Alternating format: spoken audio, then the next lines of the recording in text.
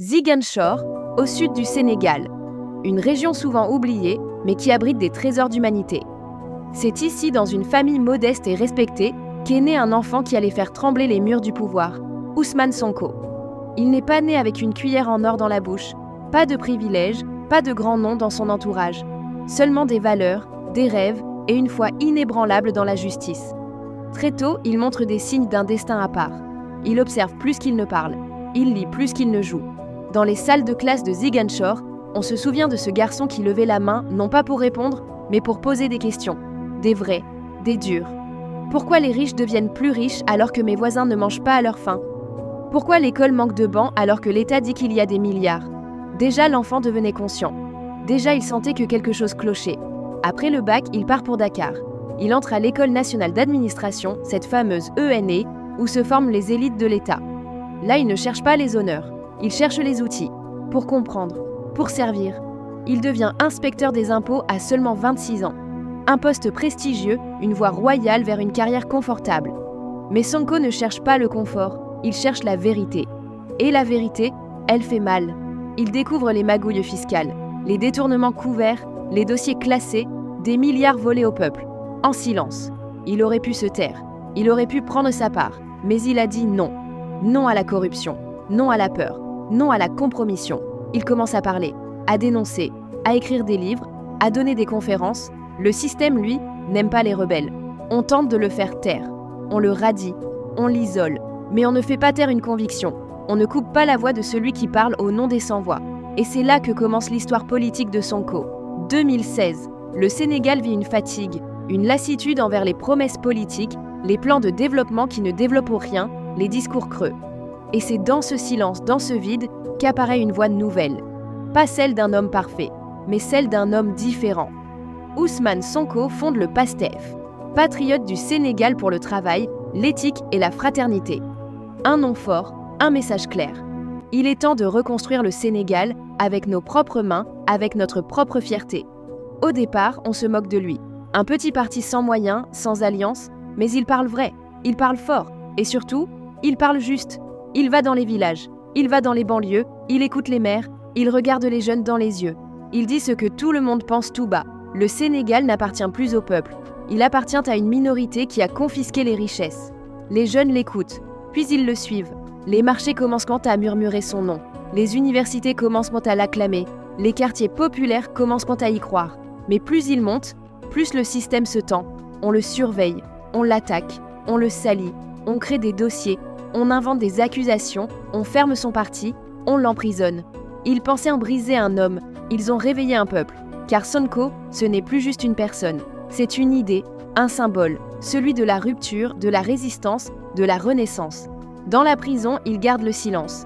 Mais dehors, c'est le peuple qui parle pour lui. Libérez Sonko, zrégnaient les jeunes. Ce n'est pas lui qu'on arrête, c'est l'espoir, zrégnaient les mères. Même emprisonné, Sonko inspire. Même dans la boue des accusations, il reste debout.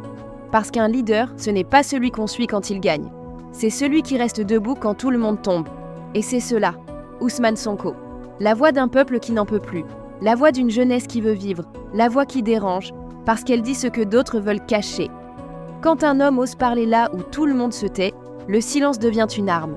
Et cette arme, le pouvoir sénégalais va l'utiliser. Contre lui. Contre ceux qu'il aime. Contre ceux qui l'écoutent. Après la montée fulgurante de PASTEF et le soutien populaire massif, le système entre en alerte rouge. Ce n'est plus un opposant, c'est devenu une menace. Menace pour les intérêts, menace pour les habitudes, menace pour le pouvoir. Alors commence la guerre invisible. Une guerre médiatique d'abord. On tente de salir son nom, on lui invente des histoires, on l'accuse de tout, sauf d'être silencieux. Un jour, une plainte tombe, puis une autre, des accusations sans preuve, des pièges médiatiques, des convocations judiciaires. Ils ne veulent pas juste le battre dans les urnes, ils veulent que le briser, dans l'âme. Mais Sonko, il tient, il ne recule pas. Il affronte chaque coup avec le même regard froid, le même ton calme, le même message. Je n'ai rien à cacher. Tout ce que je fais, je le fais pour le peuple. En 2021, 2022, 2023, le combat devient physique, les rues s'enflamment, des jeunes tombent, des balles, du gaz, du sang, mais aussi des chants, des cris, de la foi. Sonko Mounix, libérez notre leader. Justice pour le peuple. La guerre contre le silence est devenue une guerre contre l'oubli. Le peuple refuse d'oublier. Les maires refusent d'abandonner. La diaspora s'en mêle. Les vidéos, les témoignages, les documents fuitent. Les mensonges du système tombent, petit à petit. Et même quand Sonko est arrêté, même quand il est banni de l'élection, même quand on dissout son parti, l'idée reste vivante. Parce que Sonko n'est plus seulement Sonko. Il est devenu le cri d'un peuple qui ne veut plus se taire. La guerre contre le silence est la guerre la plus difficile, parce qu'elle ne se voit pas, parce qu'elle ne fait pas toujours du bruit, mais elle tue, elle isole, elle détruit. Et pourtant, Ousmane tient, seul contre tous, mais fort de millions. Il refuse l'exil, il reste au Sénégal, il reste debout. Il regarde ses bourreaux en face et leur dit « Vous pouvez me radier, vous pouvez m'arrêter, vous pouvez même m'éliminer physiquement, mais vous ne pouvez pas arrêter ce que j'ai déclenché.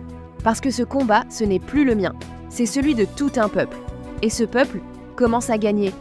Un leader, ce n'est pas celui qui gagne facilement, c'est celui qui saigne pour une cause, celui qui perd, mais ne renonce jamais. Et Sonko, il a tout perdu, sauf l'essentiel, sa dignité. Quand le combat devient trop lourd, c'est le silence qui crie. Sonko, le leader aimé, applaudi, suivi par des foules entières, se retrouve isolé, prisonnier, calomnié, privé de parole. Les amis d'hier deviennent des traîtres. Des frères d'armes vendent pour leur loyauté pour des postes. Des institutions censées protéger la justice deviennent des armes de répression. On ne lui enlève pas seulement sa liberté, on lui arrache ses droits, son nom, sa parole. Mais la douleur, c'est aussi un héritage, parce qu'elle te transforme, elle casse les illusions et elle révèle les vrais visages. Dans sa cellule, Sonko médite. Il repense aux jeunes morts pour lui, aux mères qui prient pour lui, aux enfants qui rêvent grâce à lui. Il ne pleure pas pour lui, il pleure pour le Sénégal. Qu'est-ce qu'on a fait de ce pays? Un pays où dire la vérité devient un crime. Un pays où la jeunesse est sacrifiée. Un pays où l'on veut enterrer l'espoir. Ils ont essayé de faire de lui un exemple, mais ils ont fait de lui un symbole, un martyr vivant. Malgré la douleur, malgré l'humiliation, Sonko ne lâche pas. Pas par orgueil, pas pour le pouvoir, mais parce qu'il sait que chaque seconde de souffrance a un sens. Et au milieu de cette douleur, il trouve une force rare, le pardon. Je ne me bats pas contre des personnes, je me bats contre un système, je ne déteste personne. Même pas ceux qui m'ont trahi, je les plains, car ils ont vendu leur âme pendant que moi je garde la mienne. C'est là que Sonko grandit encore plus. Il n'est plus seulement un opposant, il devient une conscience nationale. L'héritage de la douleur, ce n'est pas la haine, c'est la lucidité, la maturité, le dépassement de soi. Il aurait pu répondre à la violence par la violence. Il a répondu par la vision, il aurait pu tomber dans la vengeance. Il a choisi l'histoire. Et cette histoire, ce n'est pas la sienne. C'est celle de tous ceux qui n'ont jamais eu de voix. C'est celle des oubliés, des opprimés, des sacrifiés. C'est une douleur qui parle, une douleur qui guérit, une douleur qui élève. À chaque coup reçu, Sonko s'est relevé. À chaque mensonge, il a opposé la vérité.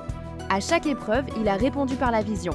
Il a prouvé que la force ne vient pas des muscles, mais du cœur. Que le courage ne se crie pas, il se montre dans le silence.